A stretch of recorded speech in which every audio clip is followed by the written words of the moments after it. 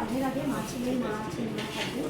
আর প্রথমে বলি যে মাকে একটা সুন্দর বেনারসি এক ভক্ত দিয়ে গেছিলেন বমিটি লাইনে। আজকে পড়া লাগছে বেনারসিটা লাল রঙের বেনারসি। আমি লাল করেছি, আমারও তো লাল করাতে মাকে ইচ্ছা কিছু করবে।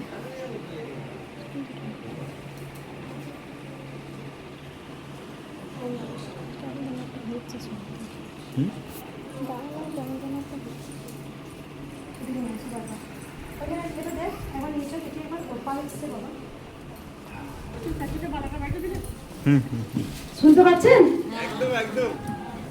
এমনি শুধু বলবো না মাইকে বলবো? মাইকে বলি। এত বড় গোপাল বাড়ির দেখাশোনা। এবার এক রাধা গোবিন্দ এসছে দিয়ে। গোবিন্দ কত বছরের? বসিয়ে দেবো, বসিয়ে দিয়ে সেবা হবে। গোপালটা নিচ্ছে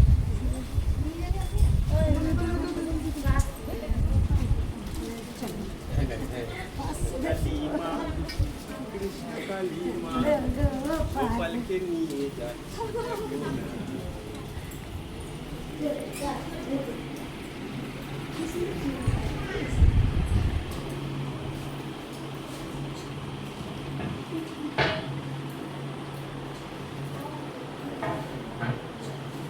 মায়ের হাতে দিয়েছি।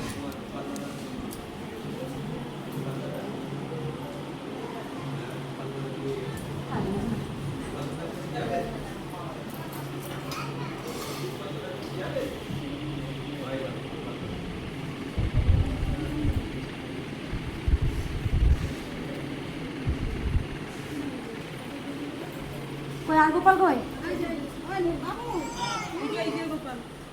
আমি গোপাল বাবাকে নিয়ে যাচ্ছি না, এ খালি দাদা তো চিৎকার করে।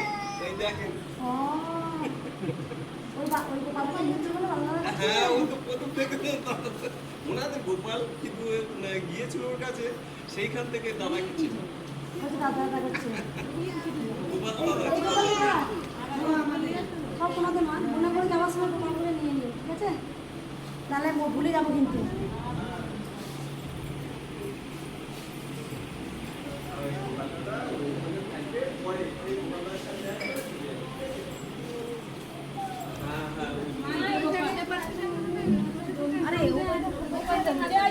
ডন্ডি কাটবে বেটা? তুমি সে আগে এসেছিলে, ভোরবেলা এসে ডন্ডি কাটবে? চুল চুল মানসি করেছিল নাকি? কি একবার শুনলি? কেন তুমি চুল রেখেছো, কেন তুমি ডন্ডি কাটবে সেটা বলো, কারণটা কি? এদিকে আসতে হবে তো। কিসের জন্য রাখছো? ওই দিকটায় আসুন। এইখানে ওইদিকে বলো বলো। বলুন। এটা রেখেছি আমি, মানে বাইরে কোথাও খাটতে পারতাম না। রাধে রাধে। বাইরে কোথাও খাটতে পারতেন না, আগে মায়ের কাছে এসেছিলেন? বাবা কেমন কাঁদছে দেখো। কি বলেছিলে ঘরে বসে? মোবাইল থেকে বলছি। মোবাইল থেকে বলেছিলে যে মা কৃষ্ণকালী মা আমাকে বাইরে খাটার ক্ষমতা দাও, আমি তোমার কাছে গিয়ে ডন্ডি খাটবো।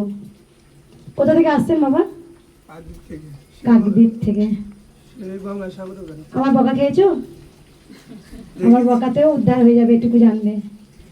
আমি যখন বকে দিই ওই জন্য তো বললাম যে দু এক চড় মেরে দাও, তাহলে আমরা। মা, আমার একটা মানসিক আছে। বলো মা, কেন নিয়ে এসছো বলো। আমার মায়ের কাছে সোনার টিপ দিয়ে মানসিক কি আছে। কেন করেছিল সেটা বলো।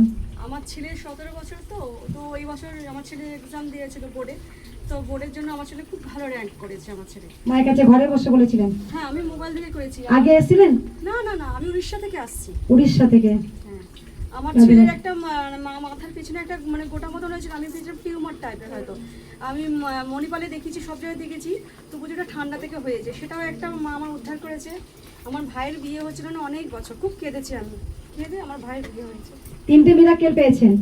ছেলে ভালো র্যাঙ্ক করেছে, ছেলের পিছন থেকে একটা বড় পড়া কিছু হয়েছে, সেটাও ভালো হয়ে গেছে একদম মিরাক্কেলের মতো। ভাইয়ের বিয়ে হয়েছে। আর কার?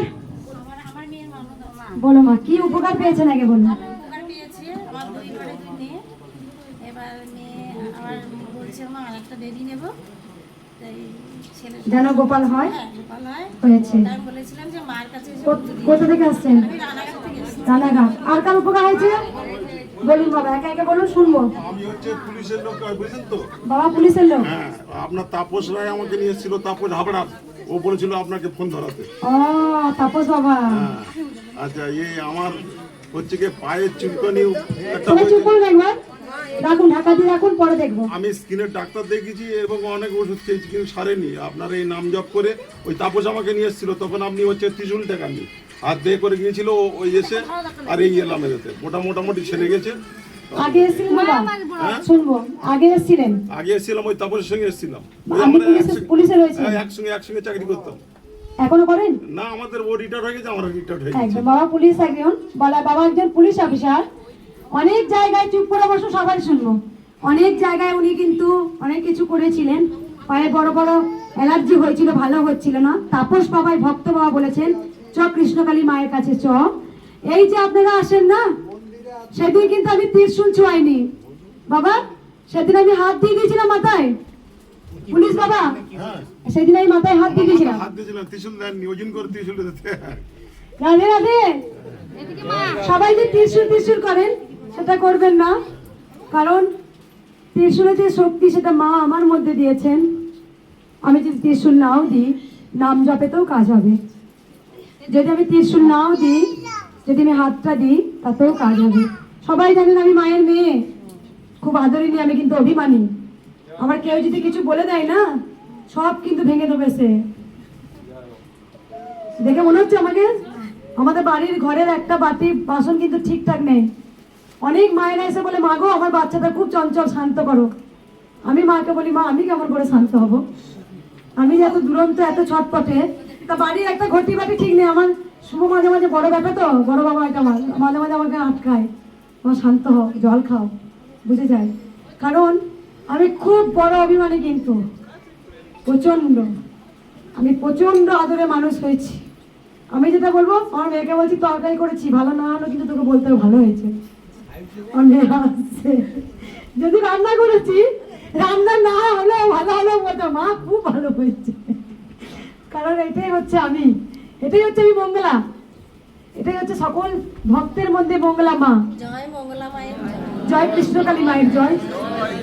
আজ সকালবেলায় ভোরবেলায় তো এক মা উঠিয়ে দিয়ে আমার চমৎকার মিরাক্কেল করেছে, মাকে আমি অসংখ্য ধন্যবাদ জানাই। আমি রাত 1:30 পর্যন্ত ঘুমাই না, জানো তো মা। আমি মায়ের সাথে কথা বলি, রাতের মধ্যে নিস্তব্ধ হয়, আমার ভোরের দিকে একটু ঘুমটা হয়ে যায়, কিন্তু উনি ভোরবেলায় আমাকে ডেকে দিয়ে আমার খুব অনেক কাজ করালেন। আমি এ মাঠ থেকে ও মাঠ গরু বাঁধলাম, এ মাঠ থেকে ও মাঠ ছোটাছুটি করলাম, অনেক সকাল সকাল হয়ে গেল, 9টার মধ্যে মন্দিরে ঢুকে গেলাম। খুব থ্যাংক ইউ মা তোমাকে, রাধে রাধে। আর আরেকটা শুনি একবার বলি, যেটা মা শুনবো সবার। সমস্যার কথা কেউ কিছু বলবেন না, এখানে কারো সমস্যার কথা বলতে হয় না, এখানে মনে মনে বলবেন, মাকে জানাবেন। বলো মা, গোপাল কেন এসছে? এটা কি মন্দিরের গোপাল? একদম, এটা একদম মন্দিরের গোপাল, আর দুটো গোপাল বাড়ির গোপাল, কিন্তু এটা মন্দিরে দান করতে এসছেন গোপালটাকে। বলো মা। নন্দীগ্রাম থেকে। আমার ননদ মানসিক করেছিল, আমার প্রথম একটা মেয়ে, তারপরে আমার ছেলে হয়েছে, আর গোপাল দিলে আমার গোপাল দিয়েছে। মায়ের গোপাল হয়েছে তাই গোপাল দিয়েছে। রাধে রাধে। এটা কিন্তু মন্দিরে গোপাল, 108টার গোপাল, ওটা বেশি গোপালের মা হবো আমি। 1000 গোপালে পেরিয়ে যাবে, বেদি ছেড়িয়ে গেছে। প্রতিদিন 4টে করে গোপাল আসে, 2টো করে, 1টা করে, 3টে করে, প্রত্যেক দিন গোপাল আসবেই। তা গোপাল যে কথা বলা গোপাল, আমরা সবাই জানেন, মায়ের সাথে আমার কথা হয়, মা কথা বলেন আমার সাথে। আজ থেকে 12-13 বছর আগে বলেছিল, মা তোমার কাছে অনেক গোবিন্দ আসবে, কিন্তু তুমি আমায় ফেরো না। যখন মায়েরা এসে দেখলো আমি 2 গোপালকে নিয়ে শুয়ে আছি, কিন্তু রাধে রাধে। আর কার উপকার হয়েছে শুনি একটু বলুন মা, তাড়াতাড়ি বলবেন। মা এটা মানে ছোট হয়েছিল, নিয়ে ফুটে গেছে। দাঁড়ান শুনবো দাঁড়ান। মায়ের জব করে কি হয়েছে মা? দাঁড়ান শুনবো, কার উপকার হয়েছে তাড়াতাড়ি বলো। বলো মা, বলো তাড়াতাড়ি বলো। মানসা করে আমার মেয়েকে পেয়েছেন, মানসিক করেছে, মেয়েকে পেয়েছে। কোথা থেকে আসছেন? তারাপীঠ আগে এসেছিলেন? প্রথম এসেছেন। আর একটা চমৎকার হয়েছে, মা বারবার আমাকে বলছেন, তবে মা হালকা করে দেখাবেন, না ওটা পুরো দেখাবেন, দেখাতে হবে না, তুমি এমনি দেখাতে হবে না, আপনি মুখে বলুন। ঢাকা দিন।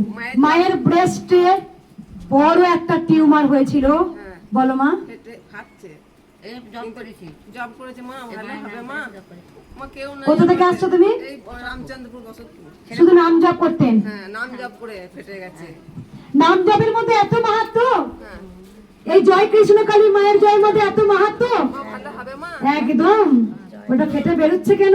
আমার কিছু নাই, ছেলে বলে কিছু নাই। কেন বেরোচ্ছে ফেটে বুঝতে পারছেন? মা ডাক্তার দেখাই নাই, মা কিছু দেখাই নাই। মা জব করেছে। ফেটে বেরিয়ে যাচ্ছে একদম।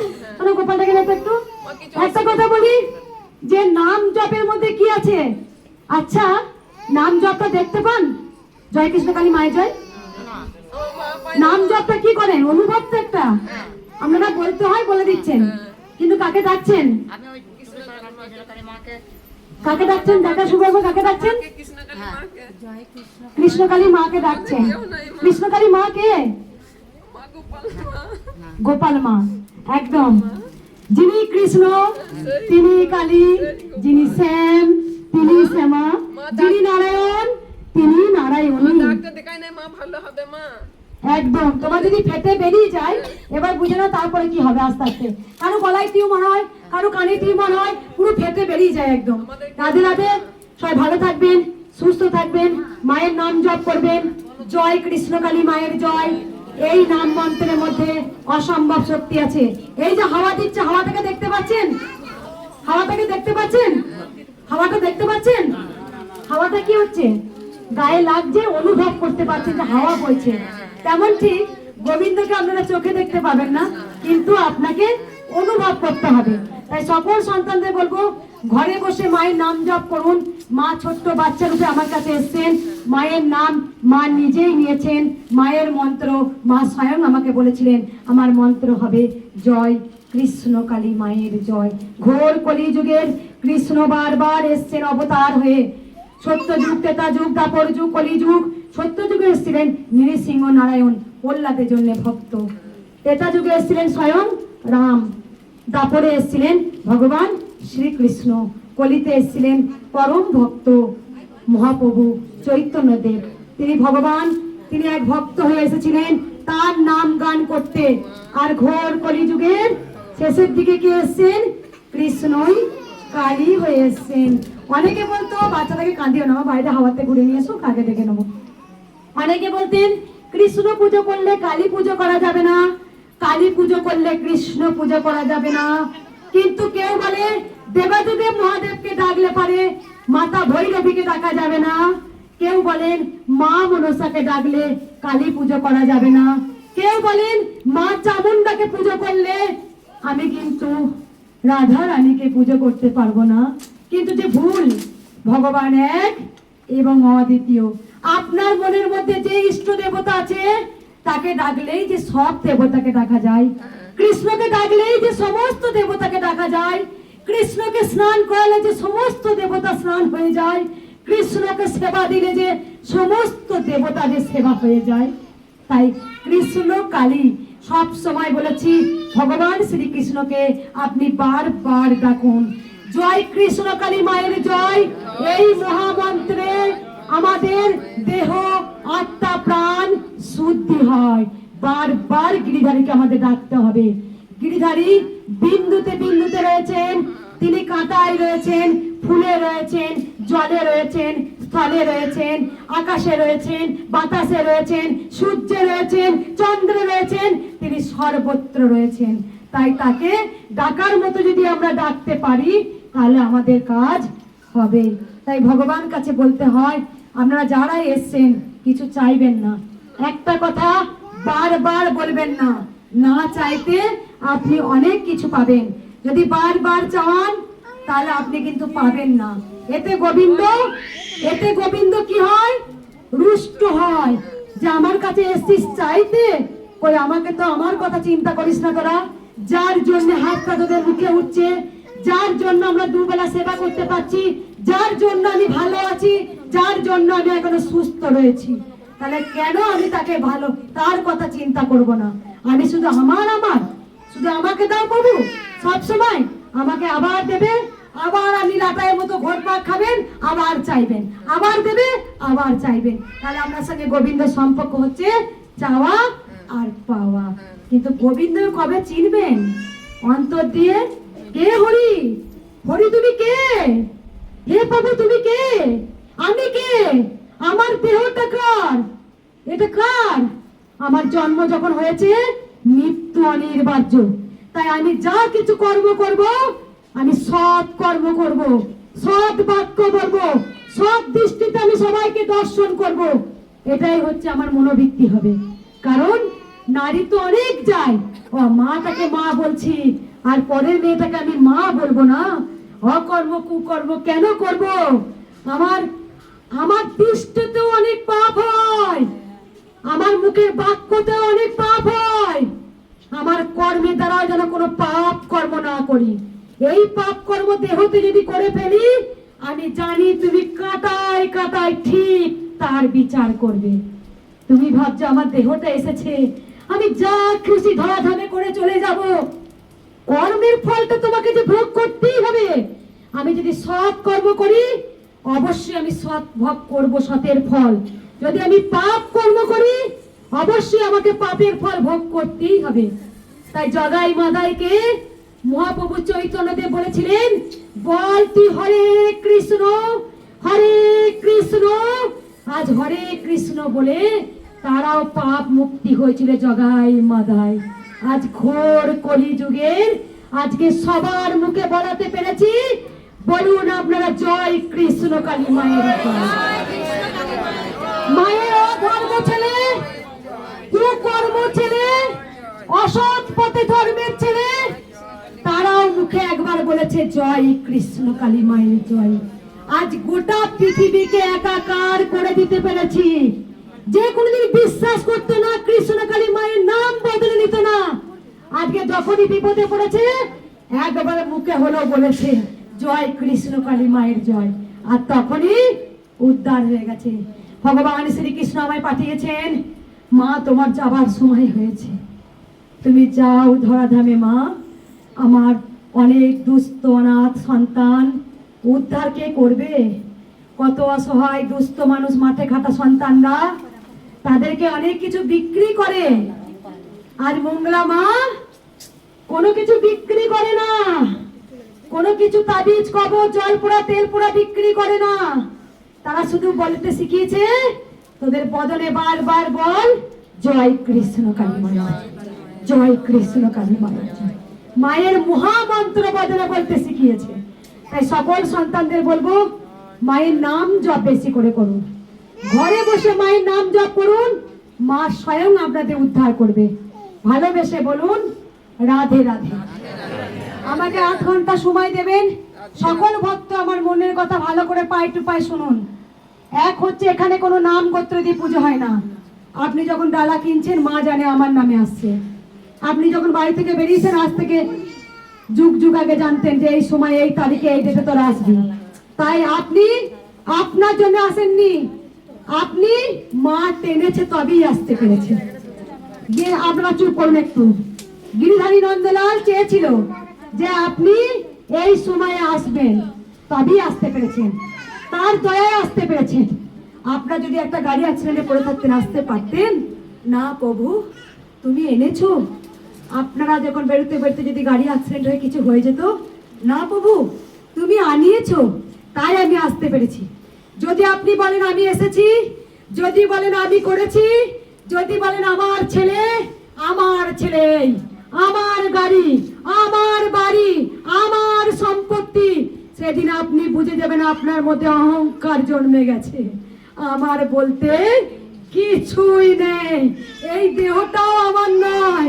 একদিন গোবিন্দ ঠিক টাইম হবে, তখন এই দেহটাকেও নিয়ে নেবে। এবার তার উপরে কর্মের ফলের উপরে আমি কি করে এসছি ধরাধামে, তার উপরে আমাকে আবার প্রাণ সৃষ্টি করবে। আত্মার মৃত্যু হয় না, দেহের মৃত্যু হয়। আত্মা এক দেহ থেকে আবার দেহে প্রতিফলিত হয়। আপনাকে কি সৃষ্টি করবে সেটা সম্পূর্ণ তার গিরিধারী হাতের উপরে লেখা আছে।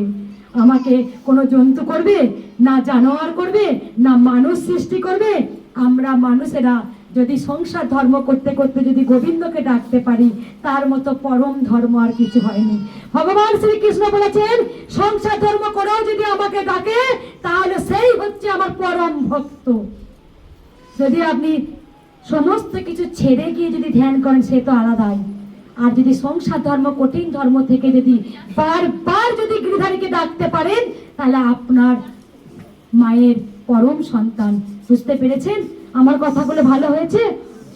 কারণ আপনারা আসবেন, ডালা ধরে পুজো দেবেন, আপনারা মাকে বলবেন এটা দিন, সেটা দিন, ওটা দিন, এটা দিন, চাহর আর শেষ নেই। কোনো ভক্ত বলতে পারবেন মা গো আমি তোমায় ভালোবাসি, সেই জন্যই আমি এসেছি মা। তুমি দিলেও ভালোবাসবো, তুমি না দিলেও ভালোবাসবো।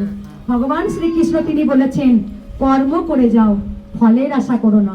আর আমরা এসে শুধু দাও আর দাও, এটাই বলি। তাই সকল সন্তানকে ভালো করে আমার পয়েন্ট টু পয়েন্ট কথাগুলো মিলিয়ে নিন। এক হচ্ছে কিছু চাইবেন না, এখানে কোনো নাম গোত্র দিয়ে পুজো হয় না।